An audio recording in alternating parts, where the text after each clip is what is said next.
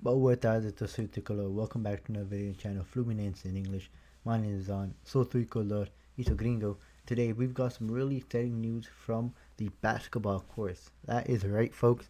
Fluminense is officially back in action for the Taça Guanabara Men's Basketball Championship, and we're going to break down everything you need to know. So let's get right into the video.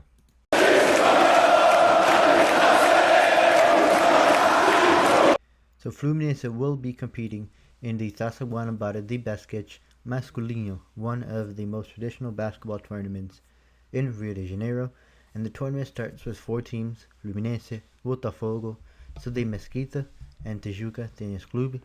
And in the first phase, each team will face each other in a round-robin format, both home and away. And the top 4, obviously, then move on to the semifinals with a playoff-style Olympic cross. Winners of those matches will play in the grand final for the Trofeo Alvaro Leonidas Fortes de Almeida trophy, while the losers will face off for 3rd place.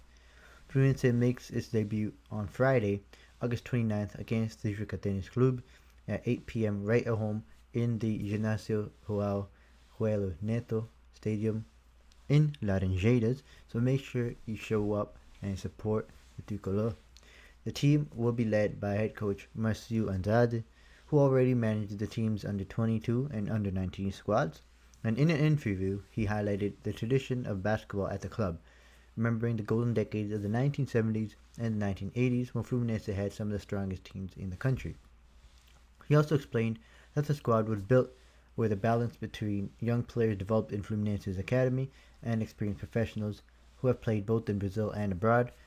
And his words were clear: the objective is to rebuild Fluminense's identity in basketball, compete strongly, and most importantly, keep developing new talent.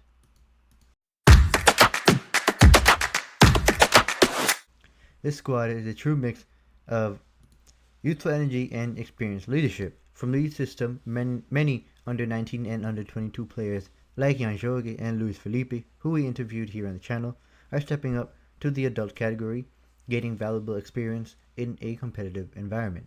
Among the reinforcements are guards Lucas Brito, shooting guard Elias Conceição, Santos Pierre and Pedrão, and power forward Diego Conceição. One of the key names is Pierre Nascimento, who is a 24-year-old center standing at 2.04 meters tall, and is indeed a product of Fluminense's very own basketball system, who has already played for Cerrado Basquete in the Brazil's NBB, which is the national first division. But the most experienced player on the roster is 38-year-old forward Diego Conceição. With a career that started in the NBB way back in 2011, Diego has played for major Brazilian clubs like Caxias do Sul, Botafogo, Brasília, Bauru, and Vasco da Gama. Now, he'll bring leadership and maturity to this young Tricolor squad.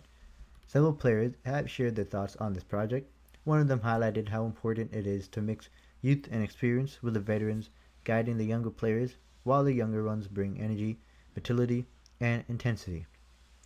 Another key message was about the weight of wearing Fluminense's jersey.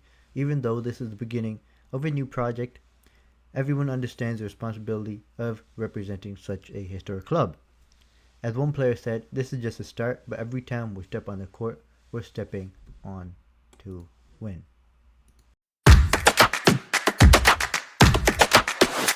Fluminense is not only building a team for now, but also for the future. The club's strategy is focused heavily on the youth academy. As Coach Marcio explained, the idea is to change the profile of the base system with more support for the scouting and developing players all over Brazil. By giving young athletes a chance to compete in higher categories earlier, the club hopes to accelerate the development and prepare them for top-level basketball. So what can we expect? This Taça Guanabara will be an important step in Fluminense's basketball project for sure. It's a test of how we'll mix the academy talent and the experienced players, and how well they can come together. And it is indeed a preview of what the club is building for the long term. Now, the debut against Tijuca this Friday will already be a great test, and fans should be excited to see Fluminense back on the court with ambition, energy, and tradition. Now make sure you go out to Lanjeiras, support the boys, bring out the fans, bring out your friends. Vamos, tricolores.